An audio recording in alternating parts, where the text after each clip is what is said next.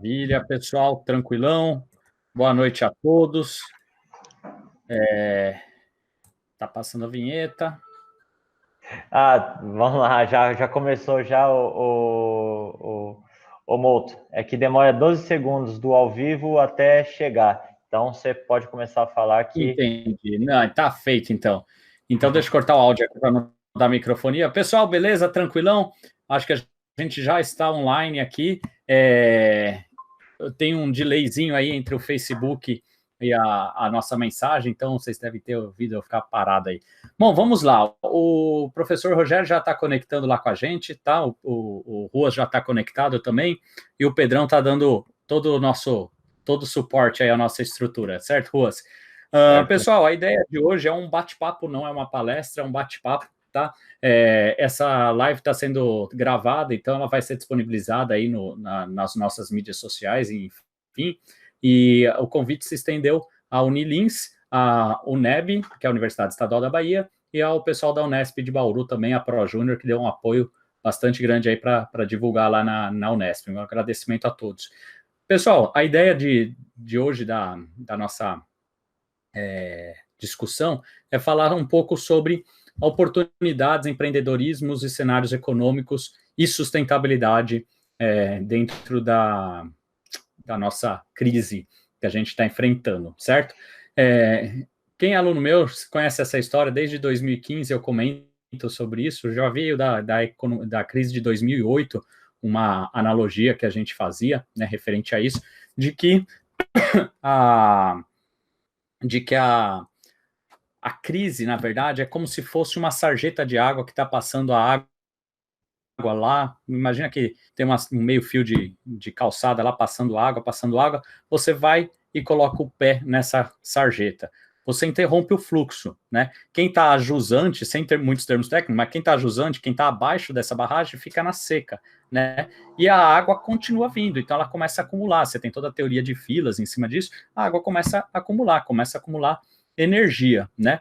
Quando está quase transbordando, você vai lá e coloca um outro pé, ou seja, você gera mais alguma coisa para a crise, mais alguma informação negativa, por exemplo. Coloca outro pé, a barragem vai ficando cada vez mais com um acúmulo de energia, e a parte ajusante, a parte de baixo, continua cada vez mais numa seca danada, né? Durante esse momento, né, de crise, estou simulando aí crise hídrica. Olá, professor Rogério, tudo bem? A gente começou aqui só... Boa noite, pessoal. A gente já começou aqui, a gente tinha horário marcado, mas eu ainda estou fazendo a introdução, tá?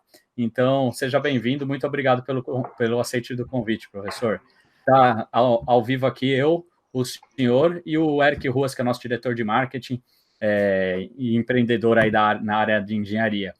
Então, eu estava comentando aqui, professor, que a crise, desde a crise de 2008, a crise de 2014, 15 aí que a gente enfrentou, eu sempre falo para os meus alunos que a crise é como se fosse uma barragem, né, de água, desculpa, uma sarjeta com água escoando pela rua, que a gente põe o pé, acumula energia pela inércia que você tem de economia, inércia produtiva, enfim, inércia de consumo, e posteriormente a esse pé, né, a jusante da barragem, fica uma seca, né, e quando está quase transbordando essa barragem, a gente vai lá e coloca um outro pé, né, complica um pouco mais a crise, uma informação mais negativa. E durante esse momento que quem está abaixo da barragem fica na seca, né, sem um recurso, né, essa demanda vai sendo acumulada, né, fica uma demanda reprimida. Uma hora vai estourar essa barragem, né, por mais que você vá complicando, e cada vez mais que você complica, vai acumulando mais energia, né. A hora que essa barragem rompe, nós observamos isso em 2008, nós observamos em 2015, né, quando essa barragem se rompe, isso vem tudo de uma vez. E durante aquele período de seca, aquele período de crise que você enfrentou, eu falo para os alunos, você tem 3 caminhos para seguir. Um caminho é o do medo, né? Então, se você encara somente o medo, esse medo aumenta a sua crise. E a sua crise gera mais insegurança, que gera mais medo. E você fica num ciclo vicioso, até perigoso para um caso de depressão, né? O outro caminho a ser seguido é a negação. Você fala assim, minha empresa não está enfrentando crise nenhuma. O cenário econômico, veio um concorrente novo, mas o meu nome é muito forte, né? Vamos pensar o que a Kodak fez lá atrás, né? o meu nome é muito forte, eu conto com o nome que eu criei, mas não se adapta ao mercado, lá na frente ele vai não ter olhado o inimigo, né? Não vai ter olhado os pontos negativos e ele vai entrar em possível colapso também. E o outro caminho, que é o caminho que a gente sempre defende, né? É o caminho da dissonância cognitiva. A crise te faz sair da zona de conforto. Você tem que buscar novos rumos, né? Ampliando o seu conhecimento, desenvolvendo mais habilidades, tendo atitude para inovar e por aí vai. Então, eu costumo falar, se você está lá debaixo da barragem, a barragem está acumulando, está quase rompendo, mas está acumulando, acumulando, e você está na seca, com sede, sem nada na crise, nesse momento, ou você escolheu aprender a surfar, aprender a construir um barco, aprendeu a nadar, para que quando a barragem rompa, você aproveite essa onda e vá, né, e segue o seu caminho, ou você ficou se lamentando, com medo ou negando, e a hora que a barragem romper, você está até de costas para a barragem, você nem viu que ela rompeu, e você é afogado com essa demanda toda reprimida de energia, né? Então, eu estava comentando com os alunos que, basicamente, nosso bate-papo aqui vai ser em cima disso, né? Então, a gente novamente agradece a sua participação, professor. Novamente agradeço também o convite que eu fiz para o Ruas, que prontamente também atendeu. E a ideia é a gente iniciar aí com o senhor, falando um pouco da sua carreira, o que o senhor faz aí dentro da UNEB, né? O IACOVID também, que você comentou, eu assisti a sua live lá, foi muito bacana, né? Pelo diretório acadêmico lá do pessoal da UNEB. Depois a gente estende ao Ruas com empreendedorismo, e depois eu vou falar um pouquinho da parte de sustentabilidade, que eu acredito que esse tenha sido um marco aí na história do planeta, no qual a gente vai enfrentar uma revolução da sustentabilidade mundial, porque a gente refletiu, né, todas as economias e todas as sociedades refletiram sobre a importância, né, de sustentabilidade. Então, por favor, fique à vontade. Mais uma vez, obrigado pela participação. Eu só tenho a agradecer pelo convite. Boa noite a todos. Eric Ruas, que eu não conheço, muito prazer. Ricardo, eu já tenho um contato, mas nunca trabalhamos juntos. É a primeira vez, é um prazer também. Já quero aproveitar a oportunidade de estender aqui o convite, que eu já fui incumbido pelos meus alunos lá do diretório a convidar vocês para estarem participando das lives deles lá também.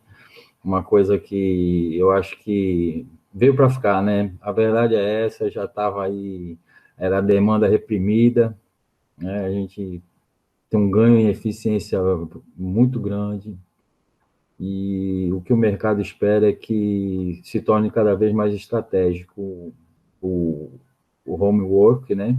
E o setor de telecomunicações, porque é através dele que nós vamos intensificar esses atos de homework, né? De videoconferências e etc. Bom, eu sou economista de formação, sou paulistano, formado pela Mackenzie em São Paulo, fiz mestrado na UFBA e doutorado pela UFPE, tudo em ciências econômicas, né? Então, nós aí, agora que nós estamos nesse cenário pandêmico, uma coisa que me chamou muito a atenção é que a gente tem percebido diversas áreas, diferentes áreas, né? Até de conhecimento também, tanto da biomédicas como da própria exatas, enfim, e querendo desenvolver modelos preditivos para tentar lucidar o que vai acontecer no nosso futuro, né? Mas o fato que acho que mais é perceptível diante de todo esse cenário que nós estamos vivendo agora é o aumento sem precedentes da incerteza dos mercados, né? Então, esse ambiente é péssimo para os negócios, péssimos para os modelos preditivos, né, que guiam todo o investimento do grande capital. Então, nós temos um cenário aí de alta turbulência, né? Por um lado, o fator político agregando mais incerteza, né? Cada vez mais incerteza. Você deve ter visto que eu fui bem sabatinado no final daquela última live, as pessoas querendo que eu me posicionasse da direita ou da esquerda. Isso é muito triste, né? Que a gente está migrando para uma situação tão caótica, tão... Isso chama dicotômico, né? Ou você vai para um lado ou vai para o outro, não tem uma opção salvar vidas, não faz... Parece que não está muito no... Porque a opção olhar um dos lados, tirar vantagens e desvantagens, né? Exatamente, né? O que os números dizem, né? Que eu fiz uma breve retrospectiva na outra live, que eu acho que vale a pena a gente dar um brainstorm aqui também. A maioria dos países, eles seguem a mesma trajetória, né? O último relatório que eu vi, me chamou a atenção que o Brasil está se destacando, né? Está cada vez puxando, entre a América Latina, é o país que está puxando a corda, né? O número de casos tem aumentado substancialmente e a gente tem muita incerteza ainda, né? Para nós que estamos aqui dentro do país, a gente está morrendo muita gente, mas quem morreu, né? Quem foi? Onde que está, né? Toda essa incerteza da informação, os protocolos de saúde não são os protocolos, vamos dizer, esperados de uma instituição como a London School, a OMS. Eles deveriam ter um melhor background para gerir crises pandêmicas, né? Mas não tem, e até, de certa forma, um pouco perdoável, porque a história da humanidade tiveram algumas, mas não foram violentas mesmo, só a gripe espanhola em 1918, que se aproxima um pouco a situação de agora, né? Professor, bom, muita coisa a gente já sabe. Desculpa. Eu vou te adiantar uma pergunta, já até para criar uma expectativa, porque foi uma pergunta bastante interessante que foi feita lá na live do pessoal do diretório. E aí, a crise de 1929, né? Até a sua aluna te perguntou, crise de 1929, foi melhor, pior, vai ser igual ou é um cenário diferente, né? Esse foi o tema que eles sugeriram, eu nem desconfiava, eu nem naquele momento eu tinha submetido um projeto para pesquisa, mas não tinha nem notícia se seria aprovado ou não, e eles escolheram esse tema, eu achei até assim, poxa, claro que 29 foi pior, isso aí não teria dúvida, mas aí quando eu fui, de fato, estudar o que estava acontecendo, foi radicalmente contrário, né? Inclusive, eu citei uma pesquisa também feita lá na Europa, com economistas europeus e economistas norte-americanos. E 82% dos europeus acreditam que será pior, e 62% dos americanos também acham que essa crise vai ser uma crise substancialmente mais profunda, né? Mesmo, professor, desculpa, o senhor já fez essa colocação. Primeiro, obrigado pela oportunidade de estar conversando. O pessoal falou bastante dessa live. Mas mesmo com a tecnologia que a gente tem, porque em 29 a gente tinha um cenário, né, de uma, vamos dizer assim, analogamente, né, de uma tempestade. Agora essa tempestade pode até ser um pouco pior, porém a gente tem recursos tecnológicos, assim, acho que muito à frente daquela época. A sua dúvida é altamente pertinente, né? Eu também, quando me bati de cara, era de se imaginar, né? Hoje você tem, por exemplo, no nosso estudo, a gente já conseguiu detectar e é público, qualquer um que acessar aí vai ter essa informação. A taxa de confinamento das pessoas. Então, pelo celular, o satélite consegue captar quanto tempo você está ficando confinado na sua casa e montar uma média por cidade, por estado, tá? Quer dizer, uma informação dessa e você ainda não consegue um protocolo de saúde, né? Nós estamos usando um protocolo de 1918. É verdade. Professor, você sabe que esse ponto é um ponto que eu discuto bastante aqui com a minha esposa também. Eu espero até um dia a gente se encontrar. Quem não sabe, o Rogério é meu primo, mas eu acho que se a gente se viu, não foi nesse milênio, né? Foi quando era criança, Com provavelmente. certeza, criança, é. Olha, Muito faz criança. tempinho. Mas quem sabe um dia as famílias se encontrem aí. Mas enfim, a gente sempre conversa aqui em casa, né? De como o mundo não estava preparado, nem as potências, por mais que tivesse sendo alertadas que poderia ter um risco, ainda mais com a mobilidade que a gente tem no mundo, muito diferente de 1929, 1918, desculpa, na pandemia, a gente tem uma mobilidade totalmente flexível, agora não, mas a gente tinha, né? Então as coisas se contaminariam muito mais rápido, né? As pessoas são muito mais aglomeradas e verticalizadas nas suas habitações. E mesmo com isso tudo, a gente não tinha planos, e aqui no Brasil, inclusive, 2 meses depois, a gente não tem um plano, não sei como está aí na Bahia, mas aqui em Lins, a gente tem o pessoal do comércio querendo reabrir numa ansiedade, mas ao mesmo tempo, a gente tem outro lado falando que não, mas a gente não tem um indicador assim, quando acontecer isso, a gente vai poder abrir. Quando acontecer isso, a gente vai poder abrir, né? Esse indicador é importantíssimo, né? Com certeza. Na verdade, pelo lado econômico, o que se pode prever é que quanto mais tempo demorar um protocolo de saúde eficaz e que já consiga controlar alguma coisa em termos de contaminação, a crise vai se prolongando, né? Vai se afundando cada vez mais. Respondendo a Ruas, então, na verdade, inclusive, é um pouco do meu projeto, que a gente aqui trabalha na Cimatec, que é um supercomputador, são, na verdade, dois, o Ares e o Ogro, o outro eu não me lembro muito bem o nome. Mas tentando montar uma máquina de aprendizado para tentar prever contaminações e mortes, né? É uma inteligência artificial, só para o pessoal que está Isso, exatamente. É uma na inteligência. live entender, então é uma inteligência artificial, é do governo esse projeto?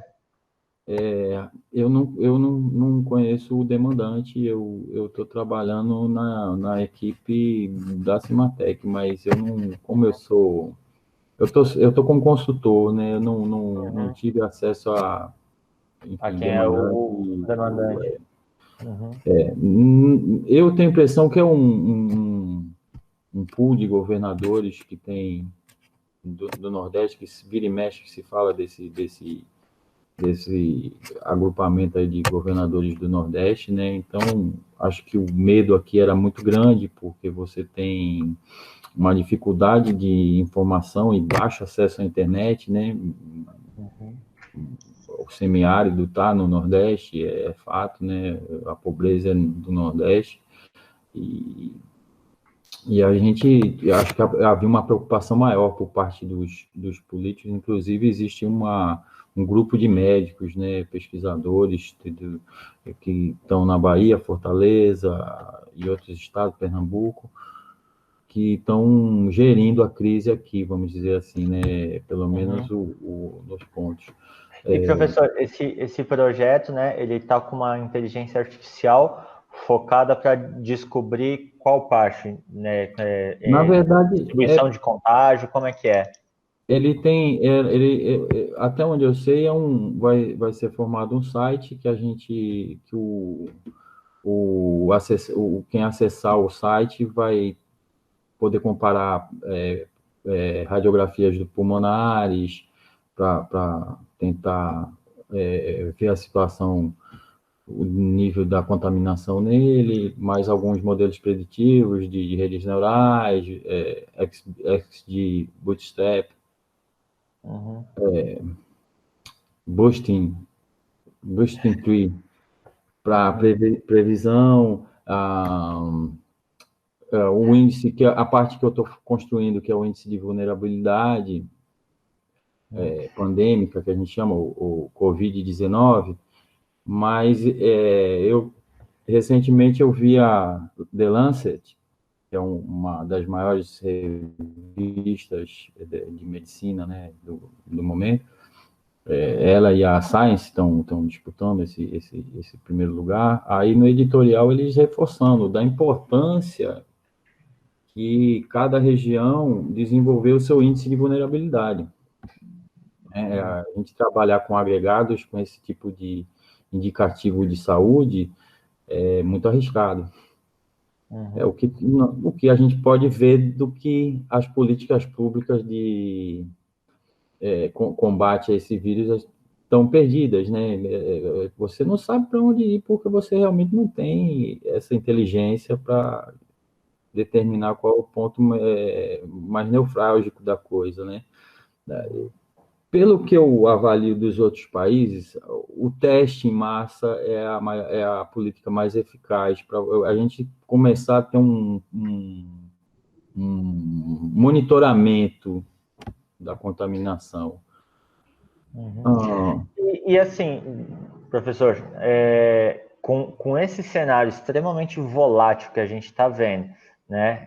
Acho que esses primeiros 15, 20 minutos a gente só falou da gravidade que é. Então a gente já sabe a gravidade que é, mas assim, para daqui para frente, a gente tem muita gente que está assistindo a gente, a maioria é universitário, eu tenho meus alunos de engenharia também, do Mouto também. Como é que vão ficar, principalmente a parte da economia desses empreendedores, né? Como é que vai ficar uma construtora se ela não pode fazer um agrupamento? Como é que o senhor vê, principalmente, o que vai afetar economicamente? Olha, eu tenho dado minha opinião em diversas vezes, e alguns otimistas, né, procuram ver meio com olhos, não com bons olhos o que eu digo, né, mas a situação é crise. Nós estamos em crise, dependemos do investimento estatal nesse momento, quer dizer, o impacto vai ser pior quanto menos capacidade do investimento público existir, para tentar equilibrar um pouco o dano. Essa, de certa forma, foi um grande acerto do nosso governo atual, porque ao decretar a calamidade pública, você permite o endividamento, certo? Sem afetar o ajuste fiscal que estava feito, né? Você permanece com aquele ajuste, isso é positivo dentro dos piores, vamos dizer assim, né? Não é uma coisa ótima, mas permite que se injete algum valor na economia. Professor,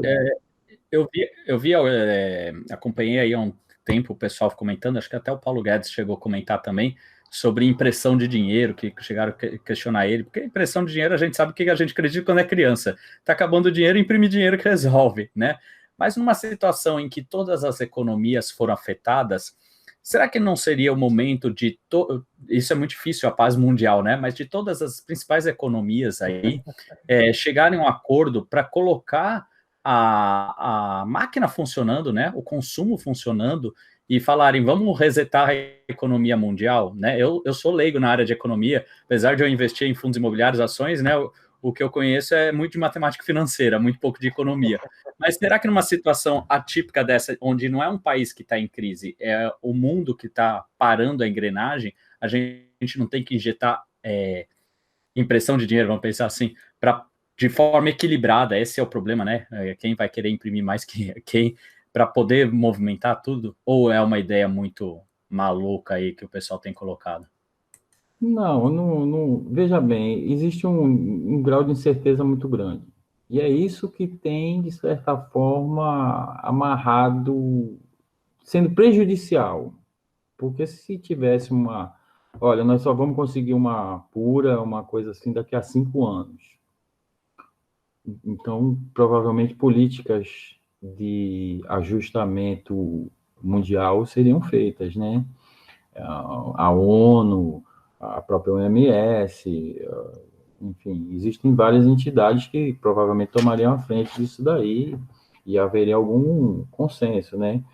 Mas a incerteza é tão grande que os nossos governantes apostam que vai durar, o outro aposta que não vai, que vai ser rápido, enfim. E esse grau de incerteza é que contamina mais o mercado, né? Porque as pessoas estão lá, fecha a minha empresa, bota todo mundo para fora, vendo guarda o patrimônio para quando melhorar tentar vender, recuperar, abrir outra, ou não, seguro, dou férias coletivas, faço um reajuste de férias, né? Me parece que até os nossos primos lá em Santos estão de férias, as escolas estão de férias, antecipando as férias para ver se consegue esse prazo para ajustar.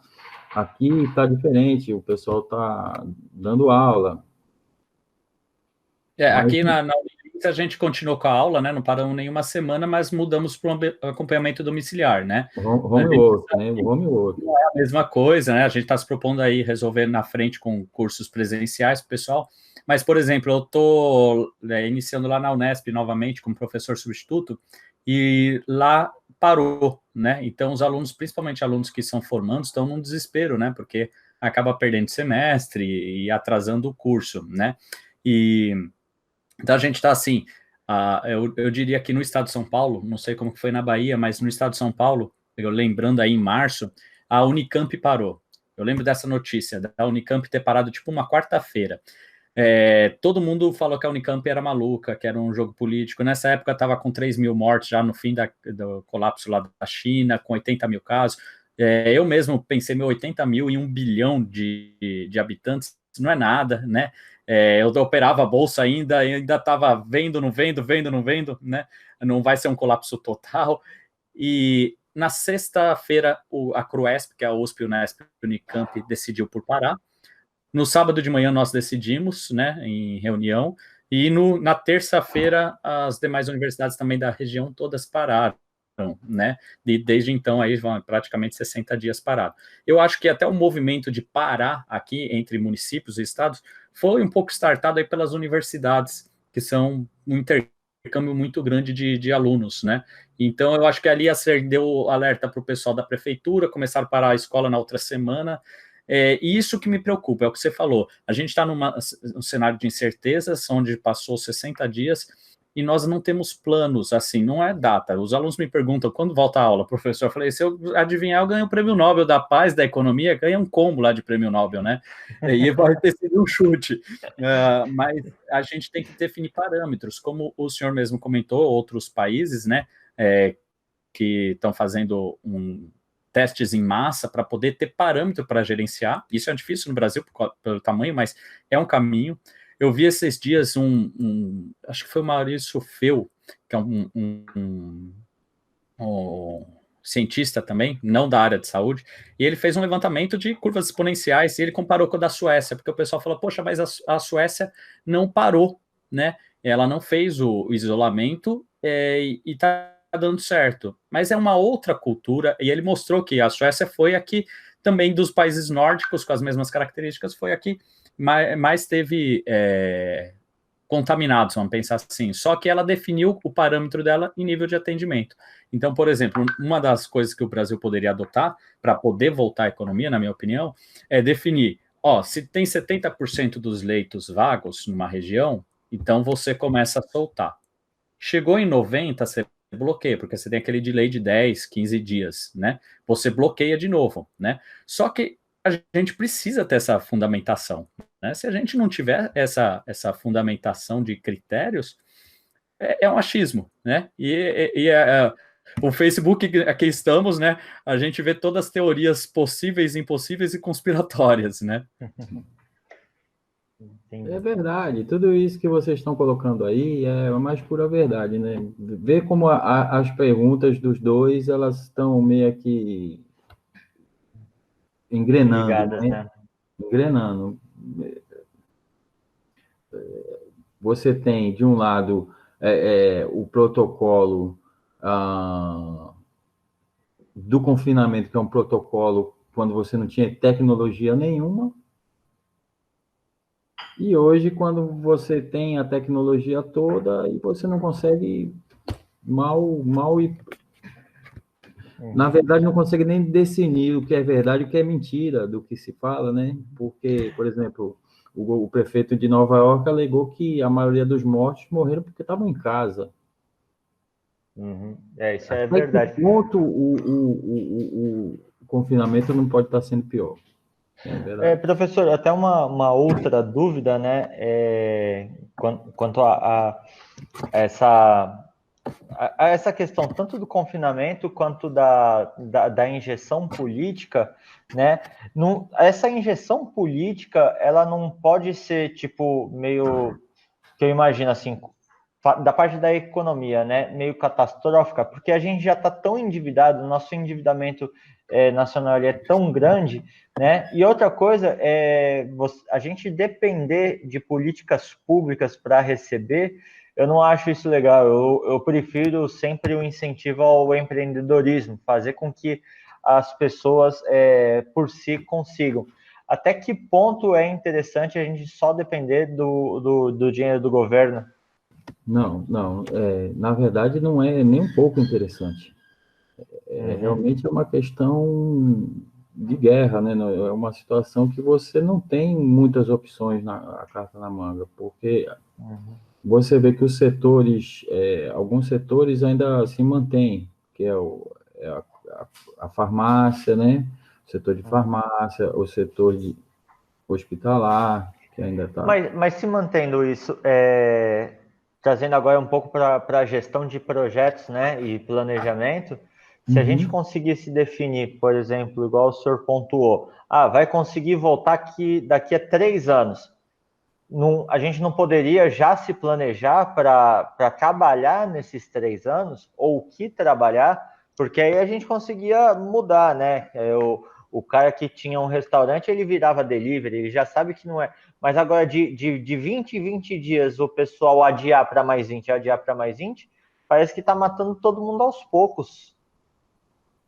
É verdade, eu concordo plenamente.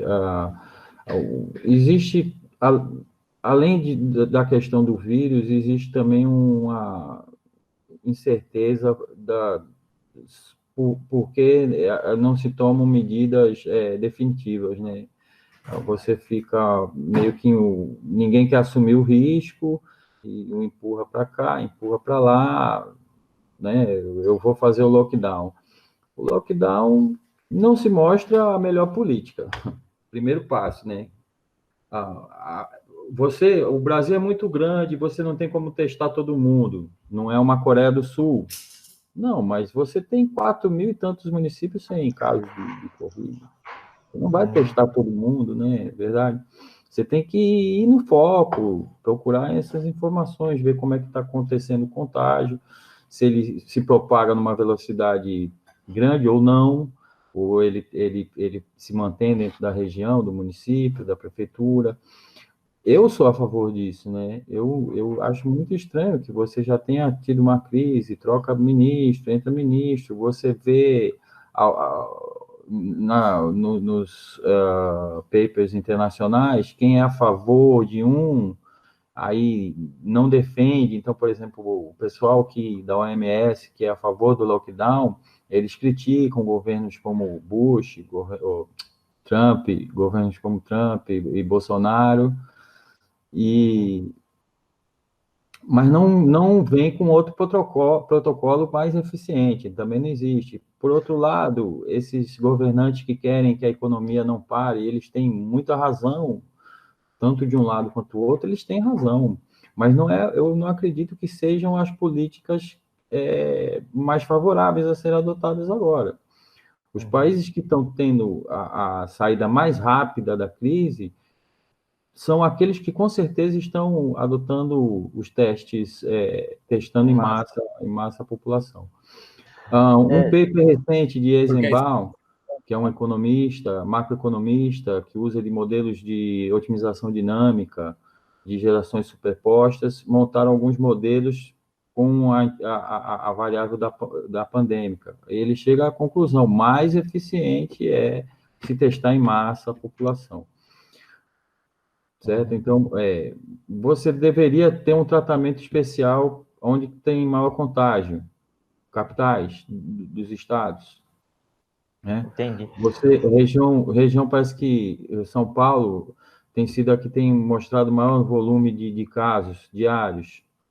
Então, você tem que ter um controle maior nesse estado, mesmo após, vamos dizer assim, esse período de lockdown, porque se o vírus está circulando, ele vai vir uma segunda onda, uma terceira onda, uma quarta onda, até que se grande parte da população, né, que é quando eles chamam o pico da curva, né, ela começa a desenvolver anticorpos suficientes para não estar mais passando o vírus, né, contaminando outras pessoas. A questão econômica, para mim, o que a gente vê? Que as empresas elas estão tentando perder o menos possível. A verdade é essa, ninguém transforma um restaurante em delivery como estratégia de negócio, né? Ele faz porque hoje aqui é uma região aqui próxima, sabe?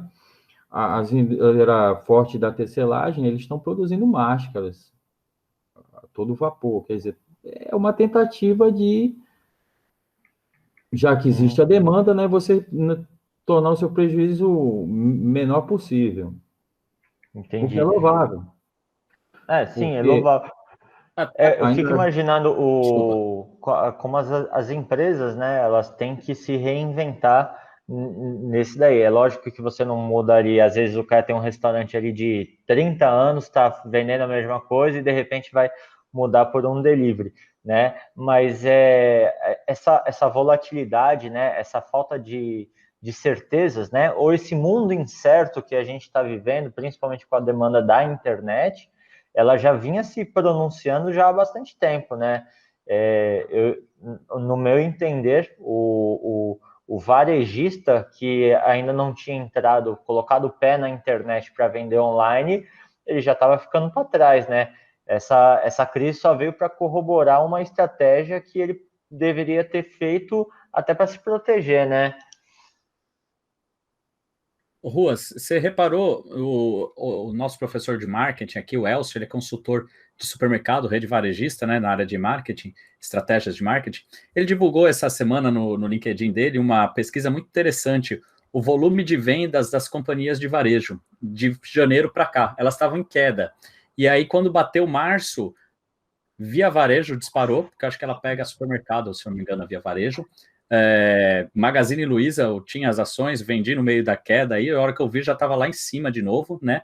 É uma das que mais se recuperou, não sei como que está hoje, mas ela aumentou bastante a venda. Então, todas as companhias de varejo, até a Amazon, que é super forte no mundo, a Amazon no Brasil, ela não está tendo essa força, ela se manteve estável, né? Mas todas as outras dispararam em vendas. E a gente estava até conversando um pouco antes aí de começar a live, né, Ruas, sobre uma empresa local aqui, que não vamos citar nomes, mas é uma rede grande aí de roupas e por aí vai, ela não tem uma loja virtual, né? E ela está 2 meses, é uma loja grande, né? Que não tem uma loja virtual. Se eu não me engano, a Ravan, que aí já não é da região, aí eu acho que é mais fácil falar.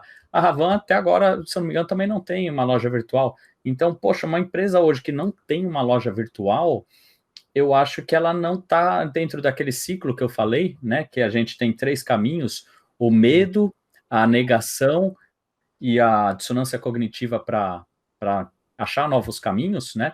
Esse pessoal está ficando preso ao medo ou à negação e achando que quando voltar vai continuar vendendo no varejo do boca a boca. Só que não, a população está 2 meses, vai ficar, sei lá, 3 meses, 4 meses. Eu considero que a gente vai ficar ainda anos aí até restabelecer toda a normalidade, voltar. Acho que a gente vai passar o Natal com máscara, vai poder todo mundo estar junto, mas vai estar com máscara. Esse cara vai vender para um cliente de 2019, só que aí a gente já está com um pensamento em 2021 que vai ser uma mudança gigantesca, né?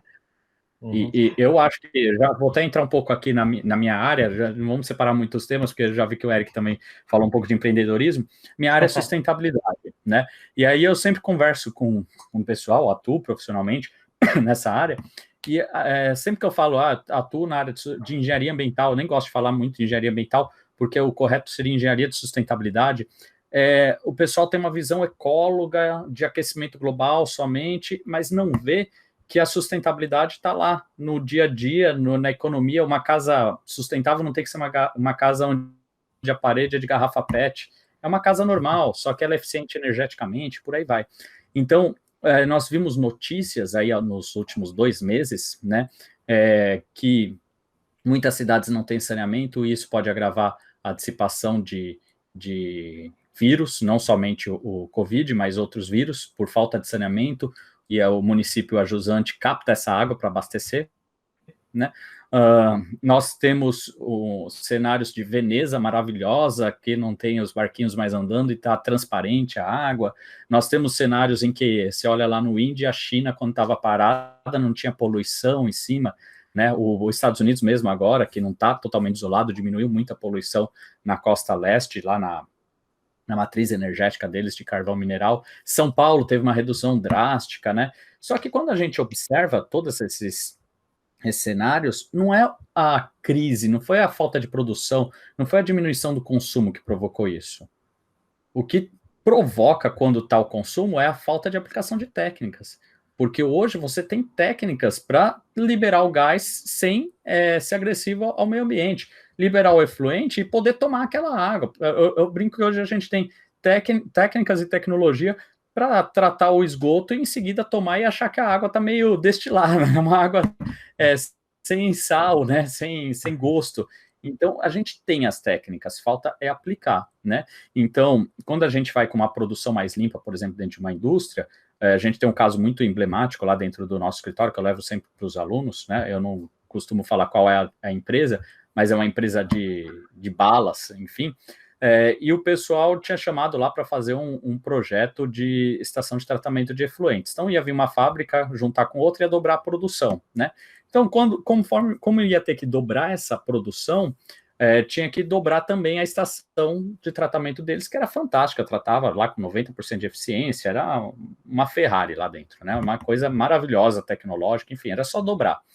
Só que aí a gente foi investigando, até o professor Leozinho, que foi o coordenador desse projeto lá pela Inovatec, e foi investigando dentro da produção, né, como que se fazia as balas. E tinha uma esteira, né, uma das técnicas que a gente aplicou lá, tinha uma esteira, e essa esteira tinha a rebarba dessa bala, né, e essa rebarba caía no chão, o pessoal batia a mão com a luva assim da esteira, caía no chão, depois eles lavavam o chão, toda essa carga de açúcar ia para a estação de tratamento de efluentes, né. O que foi feito? Em vez de colocar a mangueira para lavar, colocou um cadeado em cada torneira. Deu um pincelzinho para cada operador, então ele limpa a esteira com pincel. E do lado da esteira colocou uma calha de aço inox. Então essa rebarba não cai mais no chão, cai dentro de uma calha de aço inox e vira matéria-prima de novo, em vez de virar problema, que vai ter gasto. Com isso você reduziu custo de operação do produtor, você manteve o preço, você maximizou o lucro do produtor, diminuiu a quantidade de investimento que teria que investir numa estação. Em resumo, isso são dados reais, né? A gente dobrou a produção, e em vez de dobrar a estação, reduziu a que tinha. De tamanho era a gordura. E esse cliente nosso, né, mais de 10 anos, lá, cliente do escritório, hoje eu sou consultor do escritório, mas fiquei aí 10 anos como sócio, é um dos únicos clientes que não chamam porque a CETESB está lá metendo bronca nele. Ele chama porque ele enxerga que ele pode ganhar dinheiro lá, né? Então, quando você olha um resíduo e esse resíduo vira um produto, um frigorífico já fez isso, né? Eu brinco que entra galinha e não sai nada, né? Tudo é aproveitado. Isso é sustentabilidade. E quantos setores ainda cabe a sustentabilidade? Falo para os meus alunos aqui, que eu coordeno a engenharia ambiental sanitária, falo, olha o tamanho de mercado que vocês têm. Nós temos muito mais empresas insustentáveis do que empresas sustentáveis, ambientalmente, economicamente, socialmente. Então, a gente vender essa consultoria e fazer a cabeça mostrando que isso tem retorno financeiro, talvez esse seja o momento, né? A gente tem argumento mostrando de que a gente tem redução de poluição quando não tem consumo, mas calma, a gente pode ter consumo e ter redução de poluição, né? Uhum. O que eu acho interessante até, dentro dessa parte que você colocou, é como que o mercado vai ter que mudar, né? Eu acho que vai ter que mudar e muito agressivamente, né? É como se fosse... Tem um amigo meu que fala isso, já falou algumas vezes, eu acho que também tem um empreendedor que fala que é como se as cartas estivessem sendo redistribuídas dentro do mercado. Por isso que eu fico tão ansioso por uma data, né, de mais longa, né? Se a gente vai ficar nesse lockdown, até se vou falar, vamos ficar no lockdown, mas me fala uns 6 meses, porque eu consigo fazer um plano para nos sustentar, né? E essa que é a ânsia. E aí dá para perceber que os mercados eles vão ter que se reestruturar, né? E nessa reestrutura a gente já pode começar pelo certo, né? Então seria até um viés para o engenheiro, né? De sustentabilidade, igual você está dizendo, né? De buscar novos mercados. Mas como é que ele vai chegar agora e buscar esses novos mercados, sendo que ele não pode visitar a empresa? Essa é uma boa pergunta, né? Não, com certeza. Concordo, Ruas. Com certeza. Bom, dessa crise que nós estamos, duas coisas são fatos. Primeiro, que eu não sou senhor. E o outro é que não vamos ser os mesmos, né? Com certeza, nossos padrões de consumo, de comportamento, de empreendedorismo, de vendas, eles vão ser impactados, né? Você, por exemplo, você já tem a tecnologia de 3D para venda de alimentos pela internet. Já existe um dispositivo que a pessoa vai poder sentir o cheiro da comida. Está sendo desenvolvido.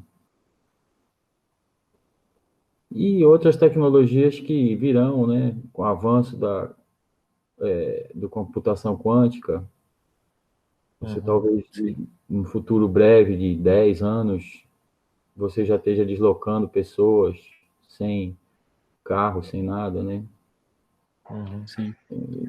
Essa parte de mobilidade pública, né, mobilidade urbana, a gente tem reparado essa semana em São Paulo, né, que foi trabalhado um rodízio pesado, carros pares, carros ímpares, né, só que surgiu um efeito colateral muito grande, que mostra a falta de infraestrutura e o quanto que a gente tem que investir em outras áreas aí pós-crise, que, por mais que a gente soubesse, né, foi negligenciado. A partir do momento que você impede que a pessoa use carro e ela tem que trabalhar, e muitos ainda estão trabalhando, né, não é por passear, realmente, principalmente o pessoal da área médica, né, área de limpeza, de saneamento, o cara foi para o metrô. Então, em vez de estar no carro com o ar-condicionado fechado, isolado, eles impediram que o carro se movimentasse e automaticamente jogou esse pessoal para o transporte público que está subdimensionado, está superlotado, né? E aí teve uma aglomeração de pessoas num local fechado. O professor Paulo Saldiva, lá da USP, tem um trabalho muito legal sobre poluição atmosférica lá em São Paulo, e ele sempre comenta, né, em metrô, você tem um risco muito maior a contaminantes, principalmente patogênicos, só que o seu tempo de exposição é menor, né? Só que quando você está durante uma pandemia, é o pior lugar que você teria que colocar o pessoal, né? Então foi uma estratégia, parece que ele até voltou atrás aí algumas coisas, porque foi uma estratégia errada do ponto de vista de sustentabilidade de todas as áreas, né? Perfeito. Bom, eu vou pedir licença aqui já para falar para os espectadores. A gente está em torno de 30 pessoas aqui assistindo a live. A gente está acompanhando aqui os comentários, né? Então, quem tiver perguntas e quiser pontuar para a gente, só que tem um delay. Quando vocês colocarem aqui, vai demorar para a gente aparecer, vai demorar uns 12 segundos até aparecer para a gente. E aí a gente deixa vocês também estarem entrando nesse papo. Eu queria perguntar agora, professor, para o professor Rogério, nesse projeto que está utilizando a inteligência artificial, pelo que eu entendi, está usando a inteligência artificial para a parte de saúde, para saber aonde vai ter os novos focos, né, da doença. Seria mais ou menos isso. Essa inteligência artificial, ela também não poderia ser trabalhada para verificar, um exemplo, quais seriam as boas oportunidades que vão aparecer depois dessa crise, ou oportunidades para o cara que era camelô, ele agora pode transformar o trabalho dele em outra coisa, porque ele vai conseguir migrar de um setor para outro? O computador, com certeza, ele tem a capacidade de você, dado que você programando com uma informação conhecida, ele pense melhor que o homem, né? Mas você necessita dessa informação primeira, né? A priori, que você insira para ele começar o aprendizado dele lá em cima dessa informação. Mas o que acontece é o seguinte, vamos mudar, né? Nós vamos mudar. Com certeza, a gente trabalhava muito para ganhar algum valor monetário, que gastava, nem sabia direito com o que gastava, por que gastava, por que consumia, né? E essa reclusão obrigou as pessoas a repensarem as expectativas de vidas, né, que cada um tem. O que a gente, como você, essa sua angústia, e também de Ricardo, de tá pensando, você, o futuro, o próximo, pelo menos curto prazo, médio prazo, você tem uma infinidade de economistas, né? O professor Paulo Haddad, o Eduardo Haddad mesmo, da USP, ele tem um modelo preditivo que tenta mostrar o que vai acontecer com os setores, já fizeram esse mesmo estudo para Sergipe, para Bahia.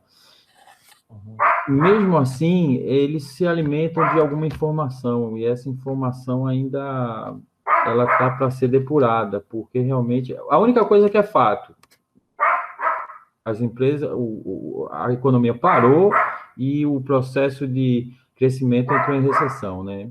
Então, nós estamos num estágio que é o que os economistas como Paulo Guedes e a equipe vem anunciando, que se permanece assim, o estrago vai ser cada vez maior, né? Então, os próprios empresários têm ido a Brasília, procurado tentar uma solução. Inclusive, eu tive uma notícia semana que eu não sei até que ponto se concretizou, mas que as empresas estavam contratando um volume muito expressivo de testes para liberar a produção. Então, testava o camarada na porta da fábrica, se ele deu soro positivo, vai para tratamento.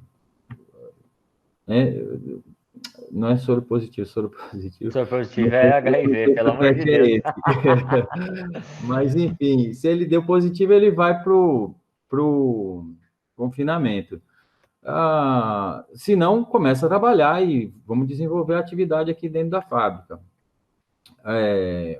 Com certeza, um dos setores que vai ser mais afetado é o nosso, é o da educação, do ensino, das escolas, faculdades, cursos, institutos. Eles vão realmente, o home work vai ser a ferramenta, eles vão ter que rever os custos, vão rever valores, preços, estratégias de mercado.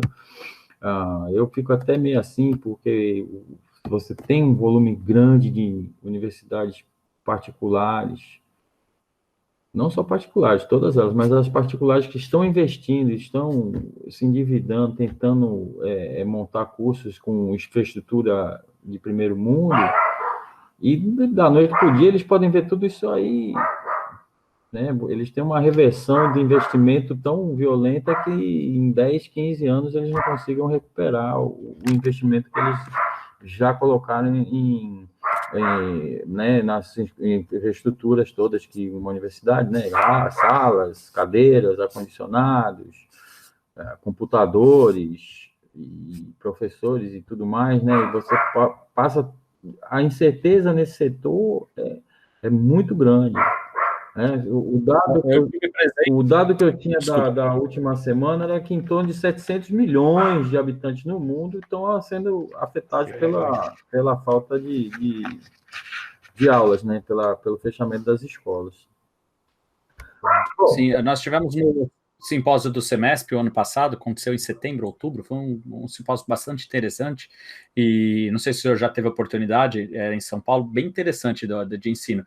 E eles bateram muito na tecla de metodologias ativas, de tecnologia, né, no ensino, na educação. Eu acho que realmente a gente vai mudar, a gente experimentou isso nesse período, né, aqui nos nossos cursos tradicionais, presenciais, a gente tem que implementar tecnologia, é um grande desafio, né, são vários desafios, na verdade, que a gente tem a vencer, tem suas desvantagens, várias desvantagens, mas tem uma coisa ou outra que a gente tem que reconhecer que é muito interessante.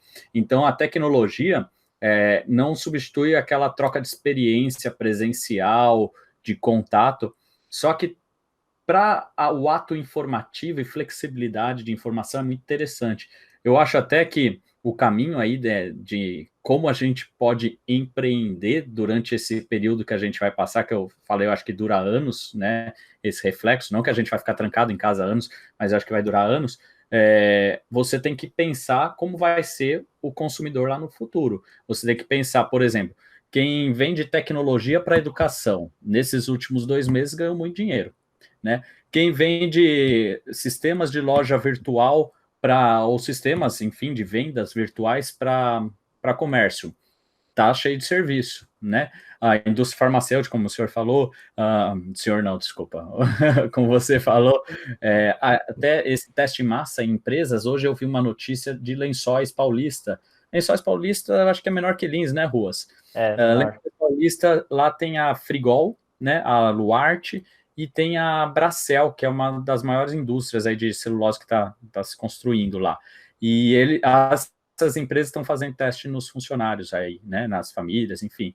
E aí deu uma explosão de casos na cidade, porque a partir do momento que você tem o teste, você reconhece o tamanho do problema. Só que aí eles conseguem agir. Então a Frigol, por exemplo, é uma indústria alimentícia. Nos Estados Unidos, um dos responsáveis para ter espalhado o vírus foi uma indústria alimentícia, né? Não sei se vocês viram essa reportagem, saiu no New York Times, eu não lembro agora qual é o nome da empresa, mas ela teve falhas na segurança de vigilância mesmo, sanitária, né? Porque não era para acontecer isso, mas também não tinha o controle de quem que estava, e por isso que espalhou aí para boa parte dos Estados Unidos. Então, acho que quem quer empreender, seja na engenharia civil, elétrica, automação, a área de ADM, tem bastante aluno da ADM, o pessoal da economia aí, o pessoal lá de Bauru também, quem quer empreender tem que enxergar como que vai ser o mundo, né? Na construção civil, só para encerrar, Ruas, na construção civil a gente continua construindo casa como na Roma Antiga, jogando massa na parede, alisando quase que com a mão. E quanto países estão desenvolvendo tecnologia de impressão 3D, né? Então, acho que é um mercado enorme que a gente tem para empreender, mesmo numa crise, para que a gente mude esse comportamento. Desculpa, Rosa, acabei de interromper. Não, aqui eu não quero perder esse gancho que você pontuou. É muito importante entender que, assim, se tiver o pessoal que estiver aqui assistindo e quer empreender, né? Quando a gente fala empreender, pensa assim, eu vou abrir uma empresa. Não, a gente pode empreender na empresa que a gente está trabalhando.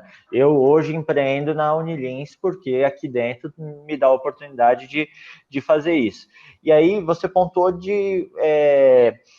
do cara, né, que está precisando da troca de experiência.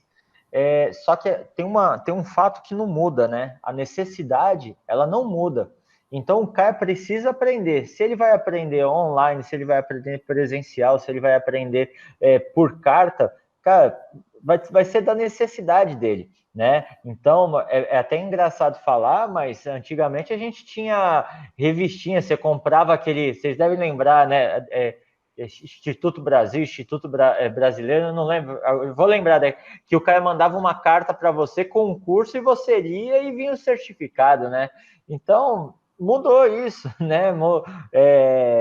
Agora vamos ter essas tecnologias online que estão sendo botadas à prova com toda a força, e aí ambientes mais tradicionais com certeza vão mudar.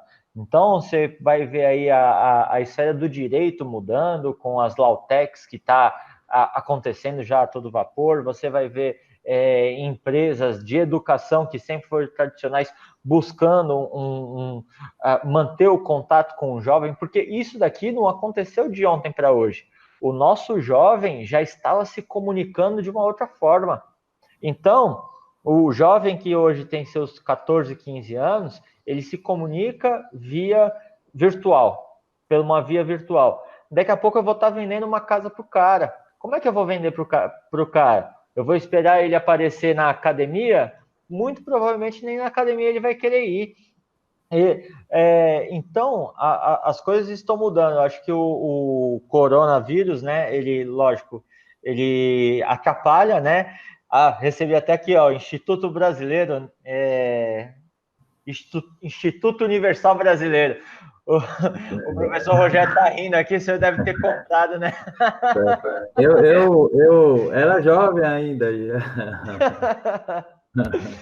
Eu lembro que tinha cada coisa, tinha revistinha de tocar Ele violão. mudou, né? Mudou o perfil. Antigamente era impresso, hoje ele é online, né? Exato. Mas vocês têm toda a razão. Quer dizer, na verdade, isso estava represado.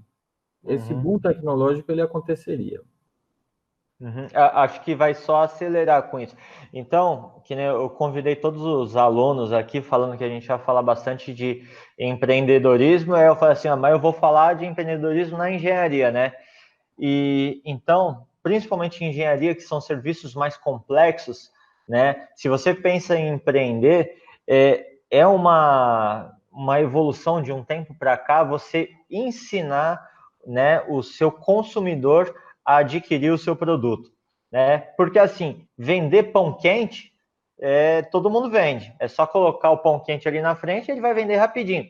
Só que produtos complexos como engenharia, como uma consultoria, como fazer um projeto de saneamento básico de uma cidade, isso daí vai cada vez mais sendo necessário você ensinar o seu prospect, né, o seu cliente, possível cliente, a consumir o seu produto. E agora, mais do que nunca, os nossos futuros clientes, né, ou pode ser já de agora, a gente pode considerar de agora, já estão procurando a gente não pela via normal, não pelas páginas amarelas, né?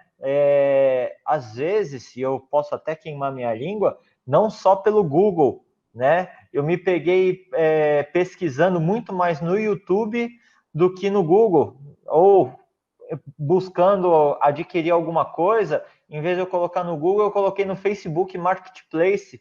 Então, as opções elas estão acontecendo de uma forma muito rápida, né?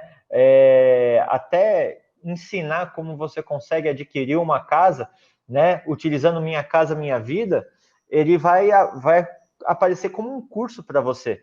Por quê? Porque você vai estar ensinando o seu futuro cliente a comprar de você.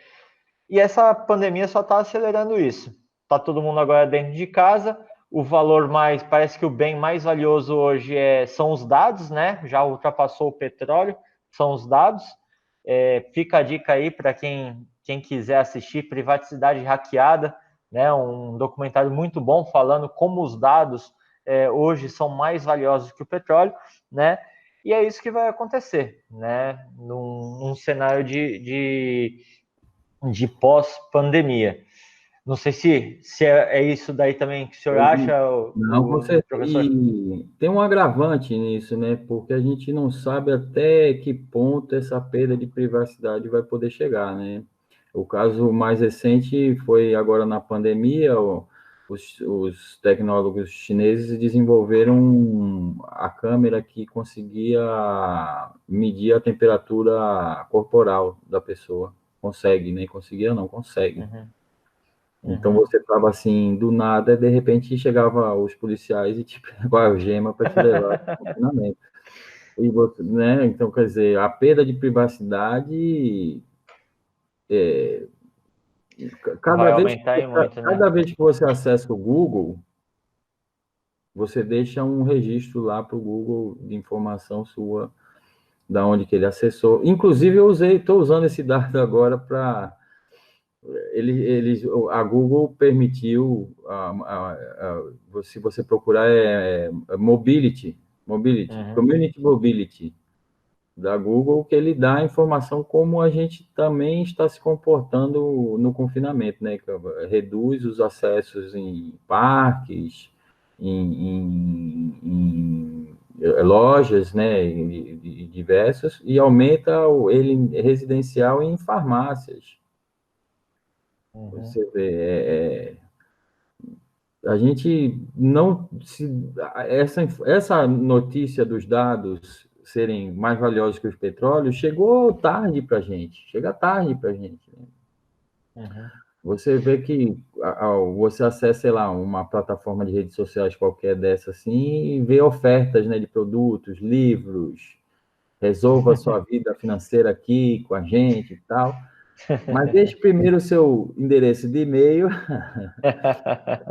né? Deixa essa informação aqui para a gente lhe entupir de ofertas, pacotes promocionais, né? É verdade. O duro, professor, é quando a gente vai dar aula com o nosso computador na sala de aula, aí aparece uma propaganda no meio do YouTube que você ia mostrar lá, de alguma coisa que você pesquisou, né? Aí você está pesquisando viagem, você está pensando em trocar o carro. Inteligência artificial é o machine learning, né? O aprendizado de máquina. Se você acessou, ele já tem o seu ID, ele... Você sabe que eu tenho uma cena bastante cômica. Uma vez eu entrei num vídeo de... Tava mostrando aquele navio da Boeing, a embarcação da Boeing, que ele flutua sobre as águas. É antigo, é da década de 80, Boeing 927, acho que é 977, alguma coisa assim. Mas enfim, a hora que eu carreguei para mostrar o vídeo para os alunos, começou a propaganda de um LED colorido para pôr no vaso sanitário. Então começou lá, coloque um LED colorido debaixo do tampo do assento para iluminar seu vaso sanitário. Aí eu fiquei pensando, mas o que eu pesquisei para o YouTube entender que eu queria comprar aquilo? Aí eu lembrei, eu comprei aparelhinho na China, como que chama aquele aplicativo da China lá? Alibaba? Não, o outro lá, mas AliExpress. enfim. AliExpress. Eu comprei um medidor de poluição atmosférica de material particulado, enfim, na China. E quando eu entrei lá, tem de tudo. Aí ele achou que eu queria comprar algo de poluição tecnológico chinês. Tá bom, coloca um LED no vaso sanitário. Mas brincadeiras à parte, a gente está num momento aí que eu acho que realmente a gente vai migrar para a indústria 4.0 de inteligência artificial, e principalmente as áreas que estão ainda na 1, 2.0, por enquanto que a construção civil não está na 1 porque desenvolveu a tecnologia da colher de pedreiro, né? A única coisa, e a betoneira, e a enxada. Então, eu acho que aí a gente tem um campo muito grande de expandir. Eu estou fazendo uma pós-graduação que é o CREA Unesp, né? De empreendedorismo na engenharia. Eu, o Breno, que é o nosso vice-reitor, também está fazendo, e alguns ex-alunos. E esse sábado a gente teve a apresentação dentro de um Shark Tank lá de ideias, né? Teve um grupo que falou sobre uma maçaneta. Quando você usa a maçaneta, você terminou de usar, então você abriu a porta, soltou ela, já entrou, ele esguicha um álcool pulverizado lá e higieniza a maçaneta. Um dispositivo simples, se você for pensar, não é nada complicado fazer isso. Na hora que ele apresentou, tinha um pessoal que trabalhava em frigorífico que falou, poxa, isso ia ser interessante aqui dentro da empresa, mesmo não sendo na área de pandemia. É uma ideia tão simples, não é nada revolucionário, às vezes é só um aperfeiçoamento de uma maçaneta que já existe. Então, talvez a gente tenha realmente uma revolução muito grande aí pós-pandemia, um aceleramento muito grande aí de tecnologia e desenvolvimento para áreas que estão muito travadas, né? Exemplos é o que você mais vê por aí, né? Você vê o carro, há quantos anos existe o carro, a gente sabe dos pontos cegos do carro, e precisou uma menina falar, não, bota uma câmerinha ali, e você joga a imagem dali de fora do ponto cego, e você não tem mais o ponto cego no carro. Né? Então, quer dizer, são coisas que às vezes a gente fala assim, realmente, por que demora às vezes um pouco, né? Para aparecer, mas para quem foi formado pelo Instituto Brasileiro, Universal Brasileiro, que a única fonte de informação que a gente tinha era a sala de aula, era o professor, era o giz do professor, inclusive, né? Você percebe que a coisa vai ser uma velocidade muito espantosa, né? A gente vai a tecnologia ela vai depreciar muito mais rápido do que ela depreciava antes. Eu não acredito que vai ser dessa vez ainda que vão exterminar com a raça humana na face da Terra. Que bom. Que bom. Mas é a época ideal para que a gente invista muito em educação, aproveite esse lapso de tempo, vamos dizer assim, né, que é um gapzinho, mas você ganhou algumas horas a mais dentro da sua casa. Uhum. O melhor que você faz é usá-las da melhor forma possível. Algumas coisas ficarão, né, eu duvido que vá partir por voltar a ser como era, principalmente por causa dos custos, né? Você vê que a redução da poluição ela é um reflexo de todos os custos que estão sendo reduzidos, né? A mobilidade, você diminui a mobilidade. E a máquina realmente ela pensa muito melhor do que o ser humano. Ou pensa não, ela é mais, ela erra menos do que o homem, né? O homem ele consegue se distrair facilmente. Mas por outro lado, a máquina nunca vai ser afetiva como o homem, né? Então, a máquina vai ocupar muitas vagas do homem dentro da atividade produtiva, mas em compensação o homem vai estar com muito mais tempo para desenvolver outras atividades afetivas, atividades que estão mais relacionadas ao ser humano, ao nosso sentimento humano, nossa coisa de carinho, de afetividade, e vamos deixar esse trabalho braçal que durante tantos anos a gente executou para as máquinas, que elas são mais ágeis, mais ágeis não, mas erram menos, né? Elas, uma vez programada, ela precisa de um bug ali para dar power, né? Enquanto a gente não, né? A gente basta que a filha passa ali com o telefone correndo, você já erra a conta aqui na hora, né? Eu acredito nisso também, que a gente vá no futuro aí ter um fim de semana de segunda a sexta e trabalhar só sábado e domingo, pensando em novas ideias, né? A gente poder curtir a praia com os filhos, passear com os filhos de segunda a sexta. Sábado e domingo eu paro um pouquinho lá e começo a pensar sobre o que eu posso melhorar a máquina para que isso melhore minha qualidade de vida, né? Moto, só teve um pessoal que está perguntando aqui, mandar a seguinte pergunta. Vou começar aí por vocês, né? O setor da engenharia é afetado indiretamente pela pandemia, na minha opinião. Mesmo assim, eu acredito que esse momento é para construção e compra de imóveis, já que os juros estão mais baixos, né? Quais argumentos de vendas eu posso ter, né? Que eu posso utilizar para convencer mais clientes que o momento de tirar os projetos da gaveta é agora ou iniciar novos projetos? Quer começar, Moto? Respondendo? E aí, aí a gente passa para um cenário econômico para o professor.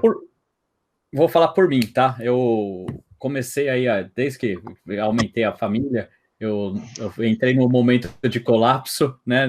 Minha esposa lá em Bauru, a gente aquela tensão, o que vai ser, vai nascer, vai dar tudo certo, enfim, como que eu vou alimentar mais 3 bocas?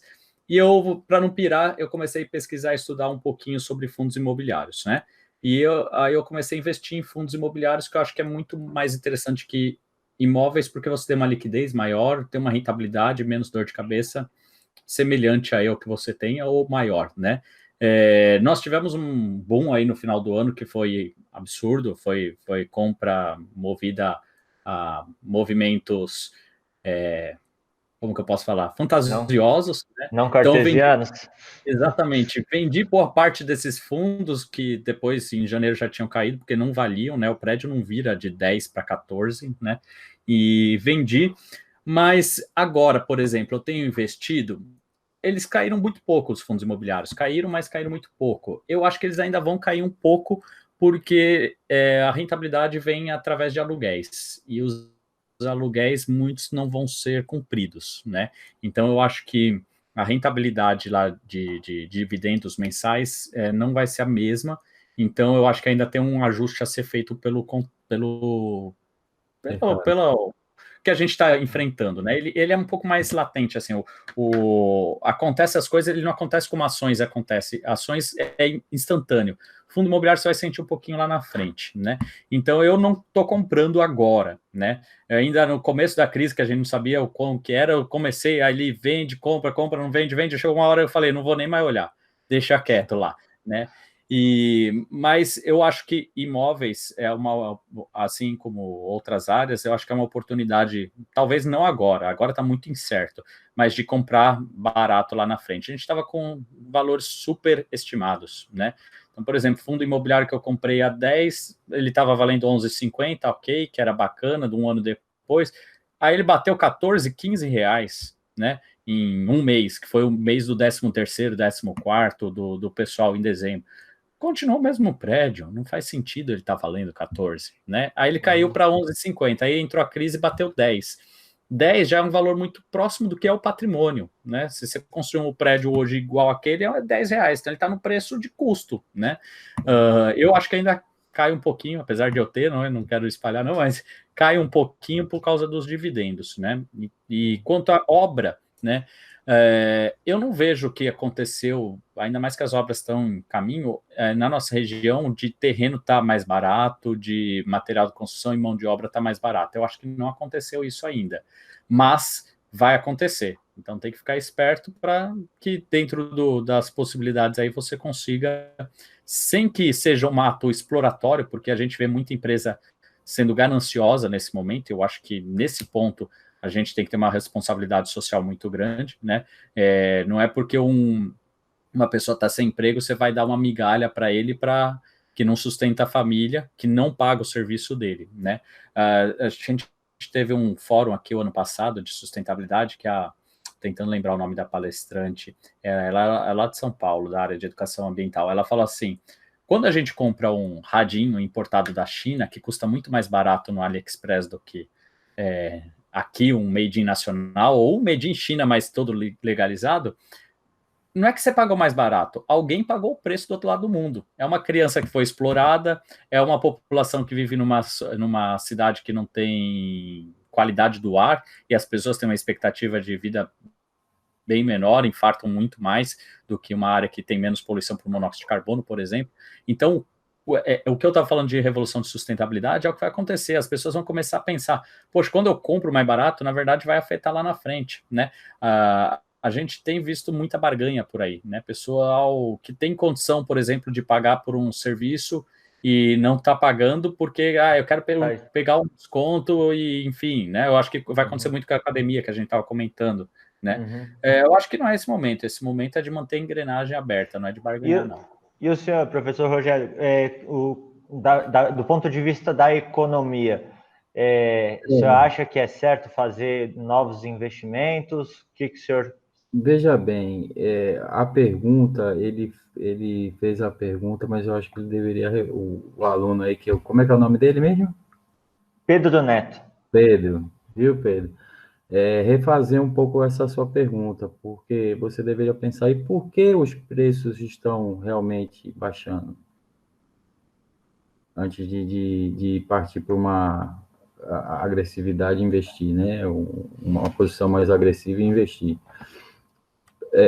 Veja bem, as economias em desenvolvimento, América Latina, do México para cá, e outros países na África e Ásia e tal, são muito dependentes do capital internacional. A nossa economia ela funciona quando o dólar está entrando para investir investir ou especular entrando no país, né, e financiando os projetos os projetos futuros, né, de certa forma. Mas no momento de crise, o investidor internacional não quer correr risco, né? Ele corre um determinado nível de risco porque o retorno é maior. Mas chega num determinado nível que ele deixa de ser avesso ao risco e passa a ser amante ao risco, né? Então, ele retrocede e volta e investe em coisas seguras. Então, título norte-americano, ouro, coisas mais estáveis, né? Com a fuga de capital que está ocorrendo na América Latina, os investimentos nacionais, eles começam a não se manter mais, né? Eles começam a sofrer depreciações e o resultado vai em cima dos preços, né? Que você começa a ter os preços paulatinamente, né? Um pouco morosamente, eles vão baixando. Mas eles estão baixando porque ninguém está conseguindo sustentar naquele mesmo patamar que tinha anterior de investimento e crescimento. Não sei se vocês aí tiveram aula de economia, mas é um clássico de economia, que é aquela coisa de ajuste de oferta e demanda. É mais ou menos isso que a gente está vivendo, né? Você bloqueia os trabalhadores, lockdown, choque de oferta se retrai. Oferta se retrai, a tendência é que o preço aumente, né? Mas, ao mesmo tempo, a demanda também se altera. A gente percebe que aqueles bens menos essenciais já não são prioritários nesse momento de crise. Isso é verdade. Alterando o padrão de comportamento da demanda, e novo choque de oferta, novo ajuste de demanda, isso aí tende a perdurar, levando os preços a níveis menores. Beleza. Professor, eu vou fazer então aqui, até para finalizar, que agora que eu percebi que a gente já está quase 1h30 já nesse papo. Tem duas perguntas, uma do Matheus Andrade, né? Que aí eu acho que é específica aí para o Mouto. Vou pedir para ele tentar só ser breve, para a gente tentar fechar às 10h30 mesmo. Que é aqui, ó, como vimos que a população diminuiu, a poluição diminuiu, né? Será que após a pandemia não seria o momento ideal para a gente colocar em prática esses projetos sustentáveis? Sim, Matheus, um abraço. O Matheus formou agora no final do ano, é um excelente aluno. Matheus, eu concordo com você, tá?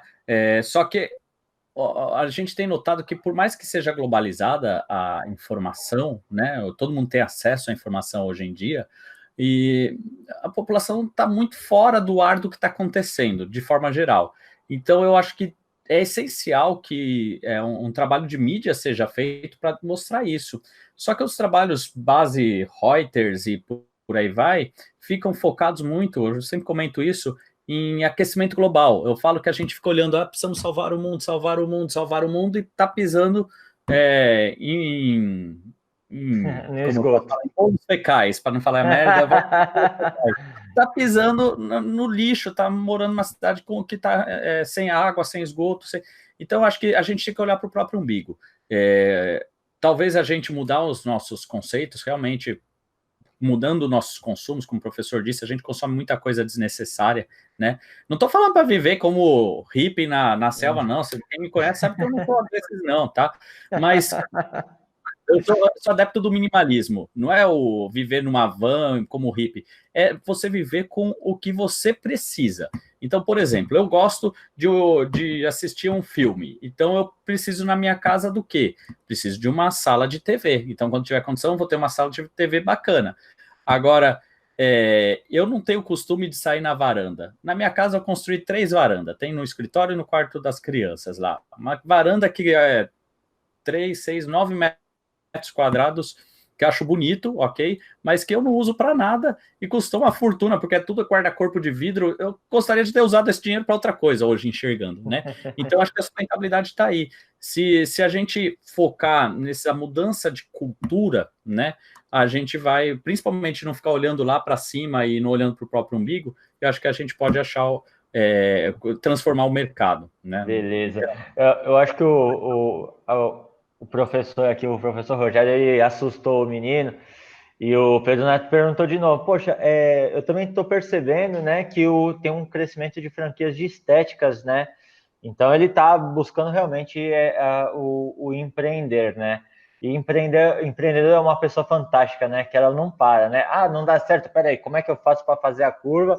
Eu vou fazer até dar certo, né? Não vou nem fazer para dar certo, até dar certo. E aí ele fala assim, ó, devido a esse aumento, é previsto maior crescimento na área de saúde, né? Pode ser que no estética não, mas alguma outra área de saúde. Consequentemente, novos negócios de saúde vão surgir. O senhor tem alguma aposta em franquias ou projetos na área de saúde ou fora da área de saúde pós-pandemia? Uma Olha, área que vai crescer muito? eu acredito que saúde e telecomunicações sejam os setores mais estratégicos após a pandemia. Os países vão começar a desenvolver toda a tecnologia, toda a cadeia de produção, supply chain, né, no caso, de saúde, porque esse bem vai se tornar mais valioso num futuro próximo, sabe? Então, você poder ter a velocidade para produzir uma determinada remédio, uma determinada vacina, vai ser primordial.